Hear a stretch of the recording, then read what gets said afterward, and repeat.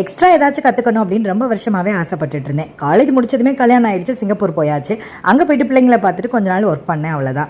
இப்போ பசங்களை ஸ்கூலுக்கு அனுப்பிட்டு அந்த டைமுக்குள்ளே நம்மளுக்கு பக்கத்தில் ஏதாச்சும் இன்ஸ்டியூட் இருந்தால் நல்லாயிருக்கும்னு சர்ச் பண்ணதில் இந்த இன்ஸ்டியூட் எனக்கு கிடச்சிது. ஸோ ட்ரையல் கிளாஸ் ஃபஸ்ட்டு நான் போயிருந்தேன். கோடு போட சொன்னதுக்கு ரோடே போட்டு வச்சுருந்தேன் ஆரி ஒர்க்கில். கிளாஸ் ஜாயின் பண்ணி 3வது நாளே இந்த அளவுக்கு ஆரி டிசைன்ஸ் எல்லாம் கற்றுக்கிட்டேன்.